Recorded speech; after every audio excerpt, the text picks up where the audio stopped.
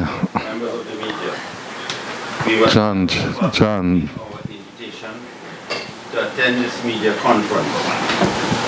Mr. Jagdev Singh, attorney at law, Mr. Ayaz Taklal Singh, Mr. Christian J. Williams, attorney at law also, Mr. Taklal Singh is an attorney at law, and Ms. Karina Singh, attorney at law, are assisting me in representing 4 contractors, namely Kalku Limited, T.N. Ramnath and Company, Mutilal Ramit and Sons Contracting Limited, and Fidesz Limited.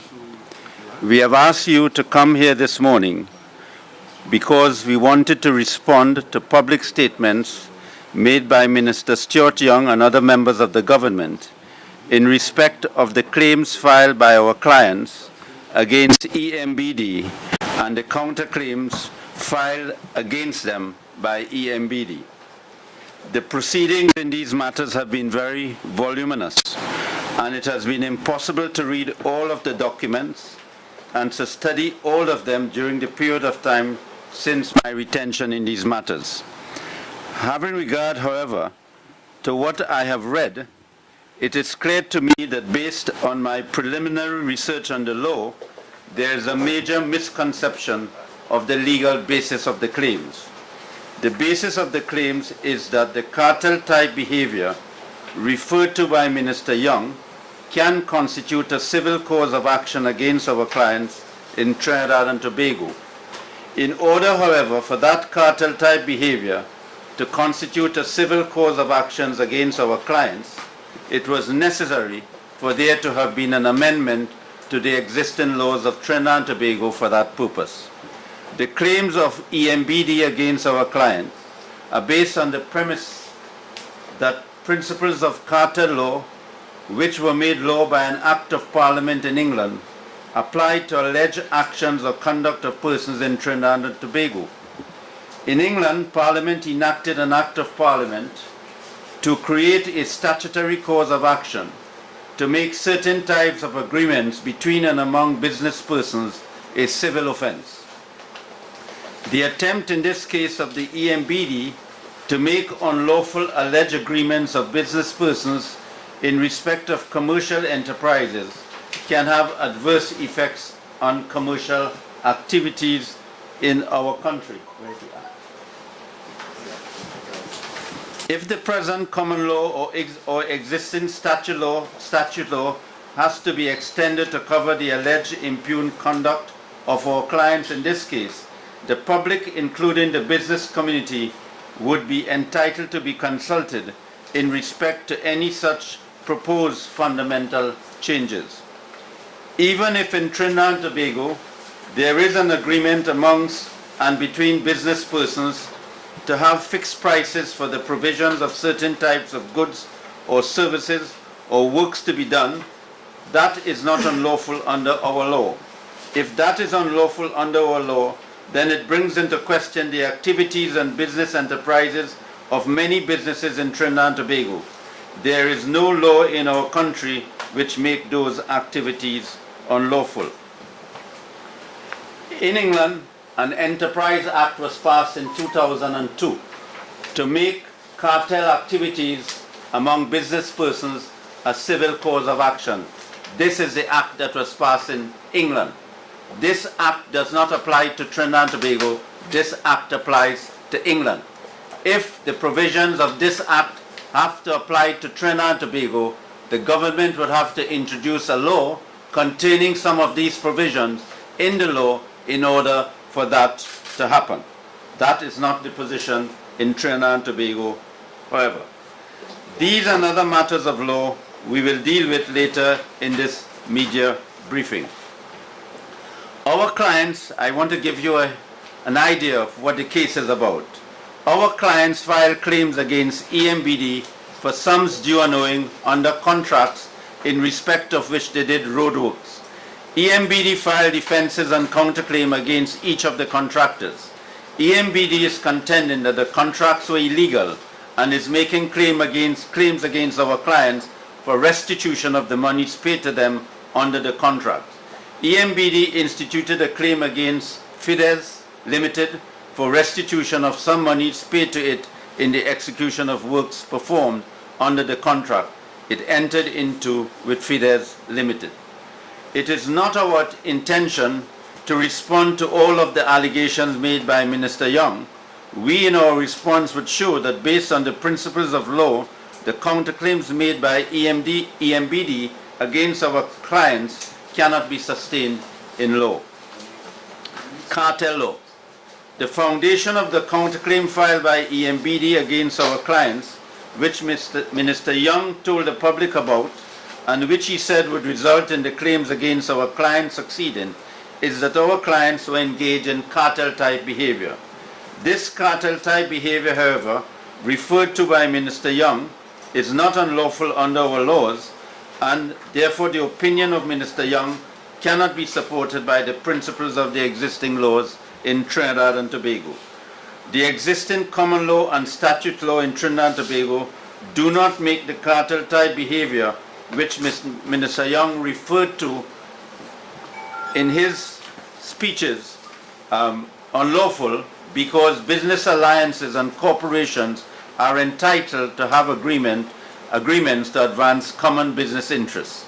Those are not unlawful in Trinidad and Tobago.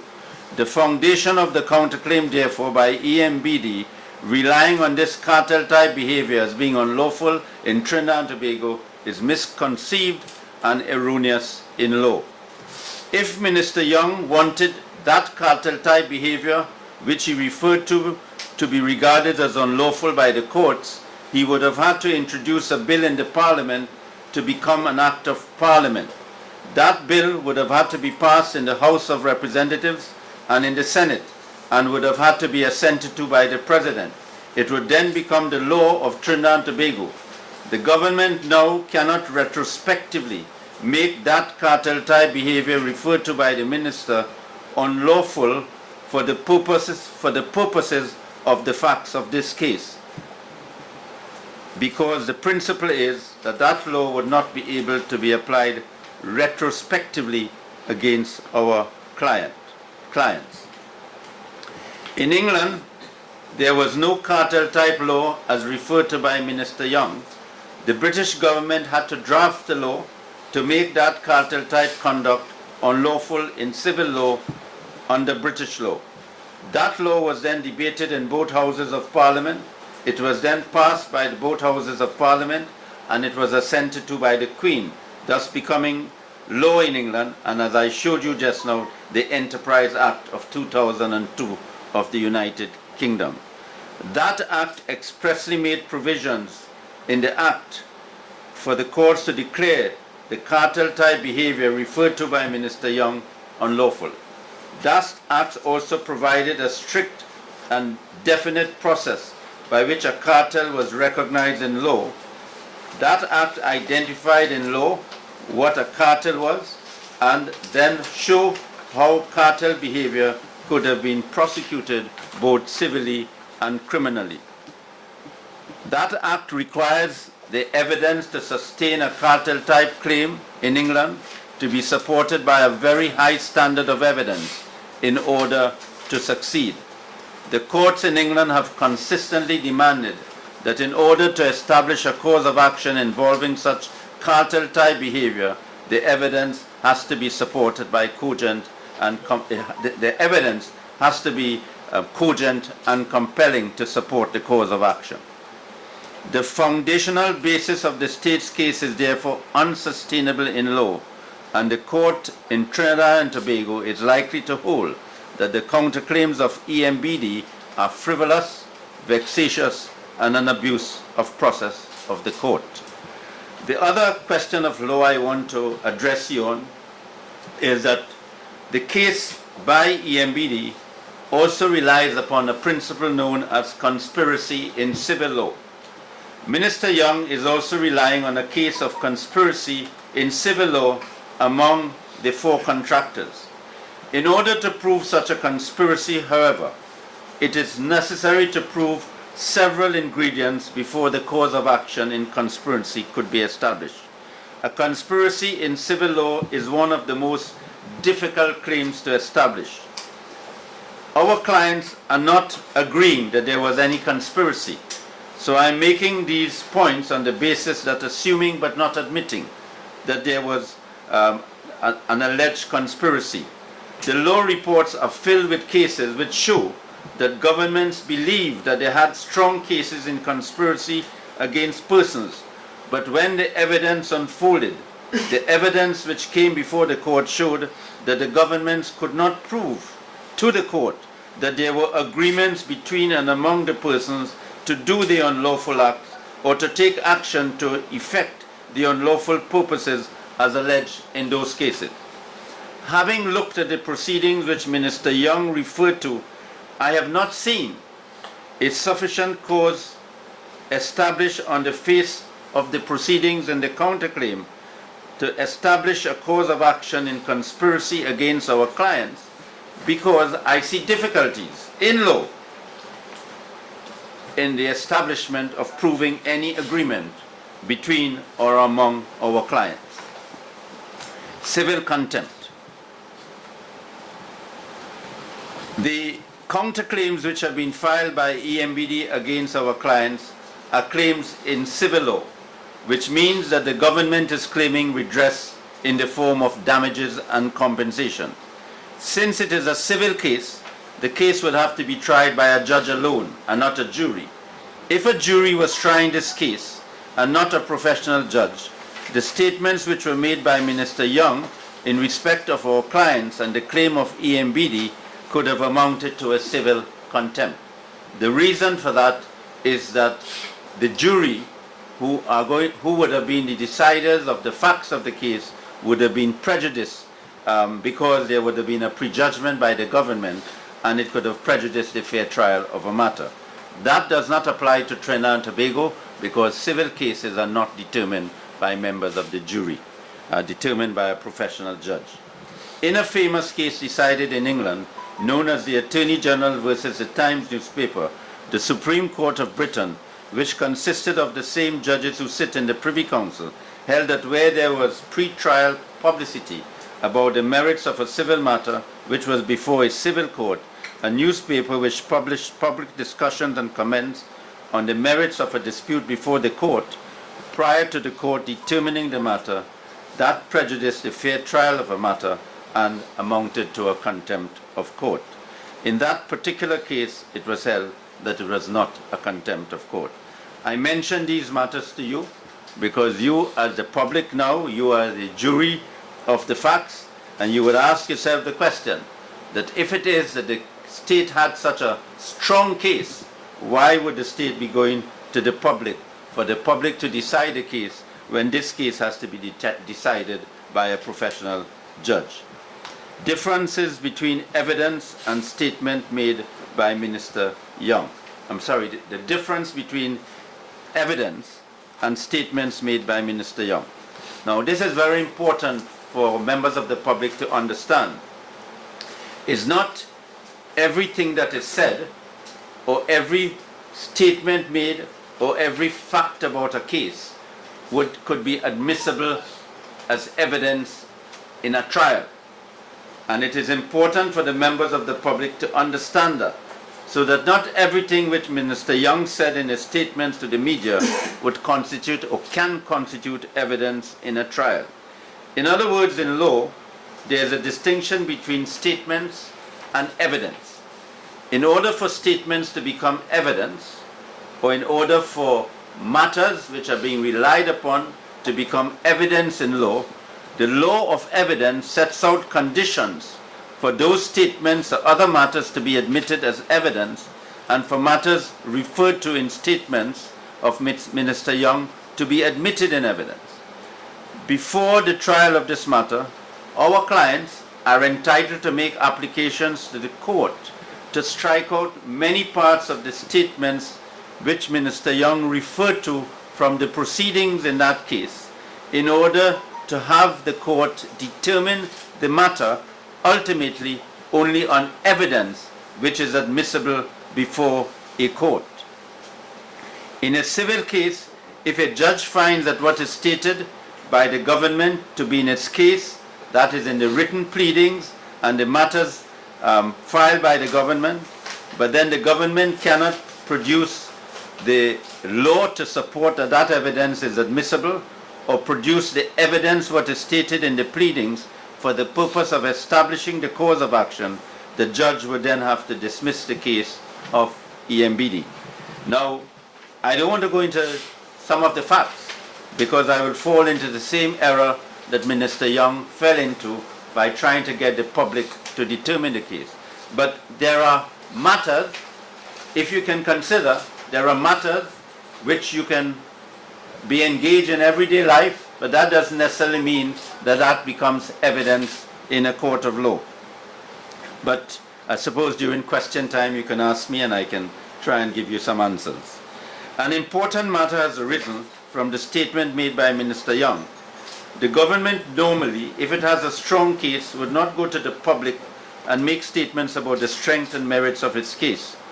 The government would normally have all its evidence and present it to the judge for the judge to make a determination.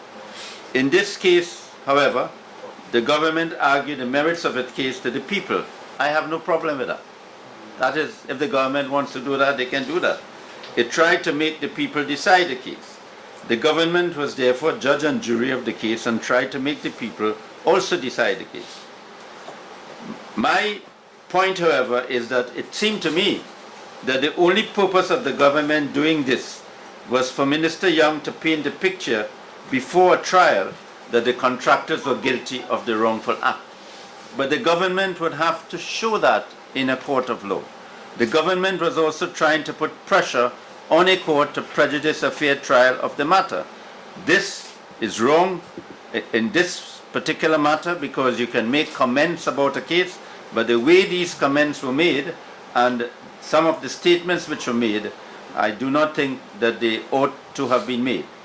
Be that as it may, we are of the view that we have sufficient evidence in which we can show that the evidence on which the government is relying cannot constitute a civil cause of action. Gross irregularities in EMBD making its counterclaim. A most important aspect of this case is whether EMBD gave authority by its board of directors to have the counterclaim of EMBD filed against the contractors. Now let me see if I can explain to you. A company in law is different to an individual. A company operates through its board of directors, and the board of directors makes decision for the company. EMBD is a special purpose company incorporated under the Companies Act and governed by the provisions of the said Act. The counterclaim proceedings of EMBD were not signed by any member of the board of directors of EMBD. It was instead signed by a mere employee of EMBD, and this employee has not shown on the face of the claim that she had any authority to institute the proceedings in the name of EMBD. The legal effect of that is that EMBD in law did not make any decision to institute these proceedings. So if it is that EMBD on the face of the proceedings cannot establish that there is the legal authority by EMBD to file these proceedings, and it was filed in the name of EMBD, then on that basis alone, the proceedings can be struck out.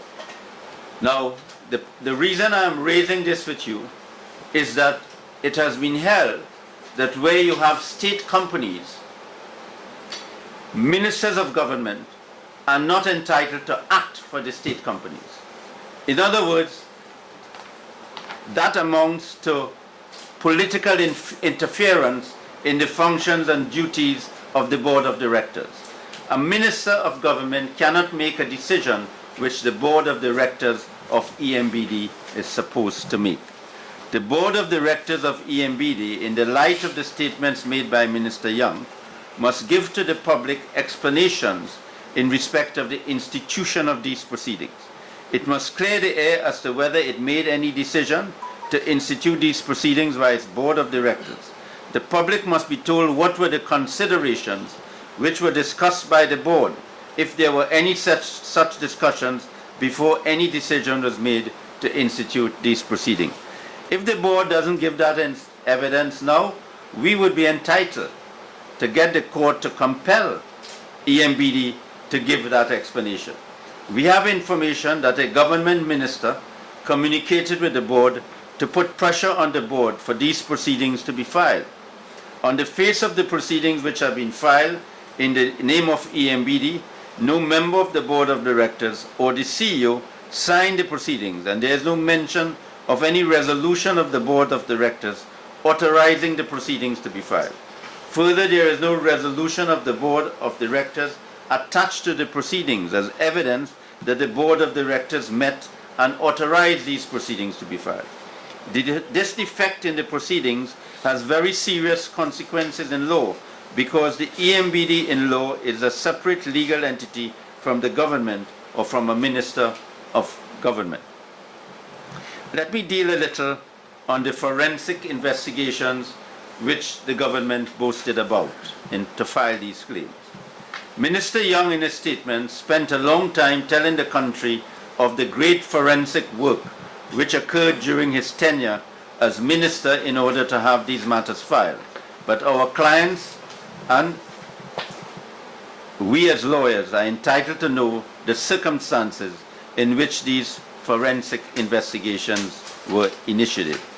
It would be important also for the court to know the circumstances under which these investigations started and whether the board of directors of EMBD took a decision to have these investigations and the circumstances in which the board of directors took that decision. Let me make it clear that some of these board members of public companies, state companies, do not realize that quite apart from litigants who are affected by their actions and or conduct or misconduct, having recourse against a government, the litigant also has a redress against every member of a board, a government board. If that board acts recklessly or acts in disregard of the rights or the law, there is a civil action known as damages for misfeasance in public office, which in the Commonwealth it has been increased so that the litigant can file an action against the state and can also file an action against every board member or board members of a state company. And so that judgment against the board members who cannot be paid by the state, would not be paid by the state, would have to be paid by the individual members, because it would mean that the court would be finding that the board members and the board acted contrary to law, acted recklessly.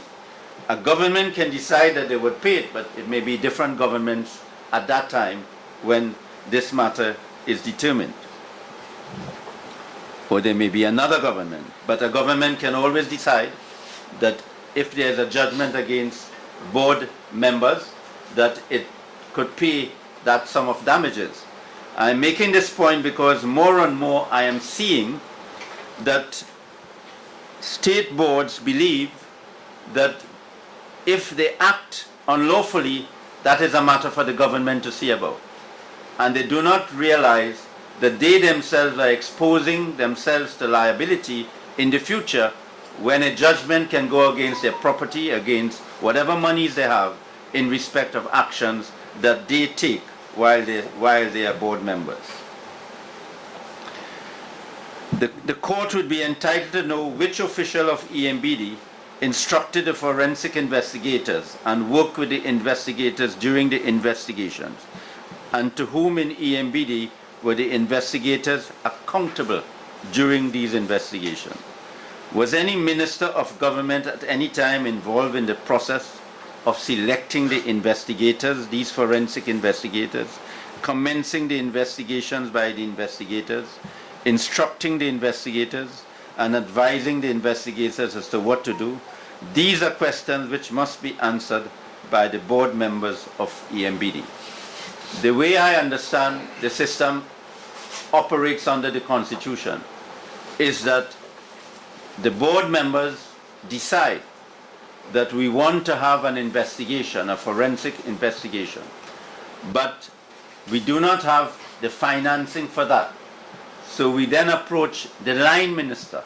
The board then approaches the line minister to ask for resources in order for the investigations to be done. A minister of government must not be involved in actually the investigation, monitoring the investigation, speaking to the investigators, following up what happened, telling them what questions to ask. That is political contamination of the investigation. And that alone, if it did happen, can cause a lot of evidence which it is intended to be relied upon to be inadmissible in court. Unequal treatment under the Constitution of Trinidad and Tobago.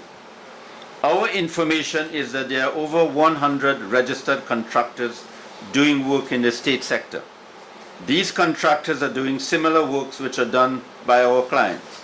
An important issue which would arise in this case for the court to determine, that issue is whether our clients were specifically targeted by the government for investigations. Since there are so many other contractors who did and do similar work for government, but as far as we know, were not subject to similar investigation.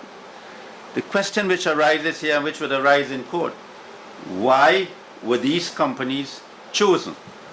Is it that the minister chose these companies? Who chose these companies? Did EMBD make that decision? What were the facts and circumstances which led EMBD to decide to pick these contractors to be subject of a special forensic investigation? This is important because the Constitution of Trinidad and Tobago mandates the government in the exercise of its power to uphold human and fundamental rights of individuals enshrined in the Constitution. Two of those rights are the right to equality of treatment by any public authority and the right to equality before the law. This means that the government or EMBD or any minister of government or any state entity in appointing investigators to conduct forensic investigations against individuals must show that there was no discrimination against those investigated because they are entitled to be treated equally with other contractors who were similarly circumstanced to them. If the court finds that our clients' right to equality of treatment and their right to equal protection of the law were violated by the government or any state entity, that decision to hire these forensic investigators would be unconstitutional, illegal, null and void, and of no legal effect. Consequently, all the investigations and the product of those investigations would be of no legal value because it will be null and void and of no legal effect. Conclusion. If these counterclaims are not dismissed before the actual trial of these matters, we intend to adduce cogent and compelling evidence to answer the case of EMBD so that the court would be persuaded to dismiss the claims. We consider, as the lawyers appearing on behalf of these clients, that we had a duty to the public to be able to come to the public through you to give a response to some of the statements which were widely published in all the media against our clients. And we decided that we would operate on the basis of questions of law, and obviously if you want to ask me any questions, I'll try my best to answer them. Thank you very much. No director, the CEO did not sign those documents. Are you saying that this is a mute case? This is a null and void case? Well, if it is that EMBD, if it is that these proceedings were instituted in the name of EMBD, and there was no agreement by the board of directors to file these cases, then it would mean that in law, EMBD did not file these cases. No minister or cabinet or anybody else out of the board of directors would be authorized in law to file these cases. As a matter of fact, very early in my practice as a lawyer, I went to do a case, and in the case, there was a question of an injunction that I was applying for, and I did not exhibit to the court a copy of the resolution of the board of directors, and I did not put in evidence to say that this was authorized by the board of directors. And without the court examining the merits of the case, my case was dismissed. And I learned that lesson as a young lawyer, and that law has remained the position today. And it makes sense because Mr. A is different to company ABC Limited. So if ABC Limited has to act, ABC Limited has to act on the direction of the board of directors. It cannot act lawfully because Mr. A agrees for it to be filed. That's right. Even before we should have that case like this, but you're saying that the claim being made by EMBD is not even illegal until that. Oh, you mean with respect to cartel? Yeah. Oh, yes. If you read Minister Young's statements again, you would see that the major plank of the case filed by EMBD is the situation that there was an agreement between and among the persons in order to have certain prices fixed. In Trinidad and Tobago, with the way the law is at the present time, that is not unlawful. If that is unlawful, just think about it. If that is unlawful, all the big companies who get together to agree what price should be fixed would be committing unlawful activity. So what has happened, as a matter of fact, there are cases decided by the House of Lords, who are the same judges, they're the same judges in the Privy Council. They decided in England that if you have such agreements, they are not unlawful. So what happened in England? They had to decide whether the law was going to remain as it is, or they're going to change the law. So that is how in 2002 they passed the Enterprise Act to make it an offense in certain circumstances for such agreements to be unlawful in civil law. So for me to go further into the whole issue of investigation, is that this case filed by the EMBD could have reached about the court issue file? Well, that is one of the matters we are considering to do. As a matter of fact, that's why I'm telling you this. As I mentioned, I have only been retained recently in the matter over the last month. I have looked at the proceedings. These lawyers here have been in the matter longer than I have. I have had discussion with them, and we are formulating the law. We are doing the research, and one of the first bit of research that we have found that this claim is misconceived in law in respect of the cause of action of cartel behavior as mentioned by the minister. Now, there's another plank of the case. Another plank of the case is conspiracy, and that is why I dealt with it also. Now, conspiracy is if there's an agreement between persons to do something that is unlawful. One of the problems that the law has had over the years with conspiracies in civil law is that it is very difficult to prove in a civil case that there have been an agreement with 2 or 3 persons to do an unlawful act. Now, I want to make it quite clear. My instructions are in this case, there was no agreement by our clients. But I am dealing with it on a legal issue, assuming but not admitting that there is an agreement. One of the difficulties in this case, from what I see on the paper so far, is the ability of EMBD to satisfy the requirements of proving an agreement between and among the contractors, our clients. And I've mentioned in my statement that, and some of you listening who are law students, check the law. You would see that to prove a civil conspiracy is like moving a lot of mountains. Mr. Maharaj, Yes. doing your research, have you found any reason why you believe that your clients were selected out of over 100 contractors? Well, that is one of the matters we are looking at. But I am just giving you some of the principles of the law so far. in order to make that decision, one, I would have to read all the papers. I would have to look at more evidence. I would have to look at other things. This is the kind of case, I don't know if you saw what the proceedings are like. For each one, it's a big bundle. And there's a lot of documents. And it would be very premature for me to say at this stage that it is an unequal treatment case. But what I can say, there is a sufficient basis to argue it, and one has to look for the evidence. So if this matter is struck out, what we should what are possible penalties on EMBD taxes?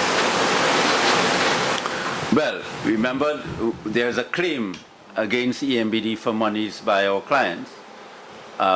If it is struck out before, EMBD will have to pay substantial legal costs because they would have to pay the legal costs. The clients would then have to determine whether they want to file a claim against the board members of EMBD and malicious civil prosecution for misfeasance in public office and malicious civil prosecution. It is believed a lot in Trinidad and Tobago that you only have damages for malicious prosecution when you have a criminal matter dismissed, but the law has developed, and there are recent cases that where there are civil claims filed by individuals, including the government, you can get damages for malicious prosecution of civil proceedings. But based on what was said by the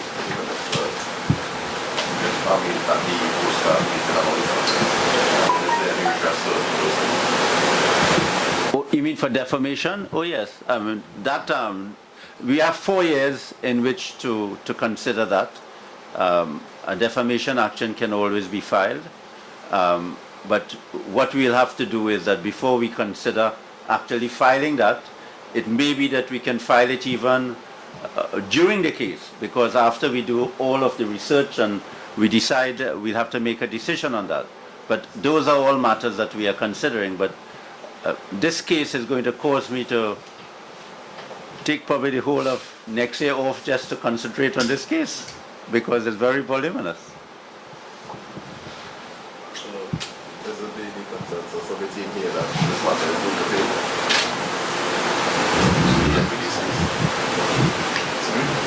Is it the consensus of the legal team? Yes. Yeah. Yes, it's a consensus. It's not only me speaking here, it's the legal team. Yeah. Yeah.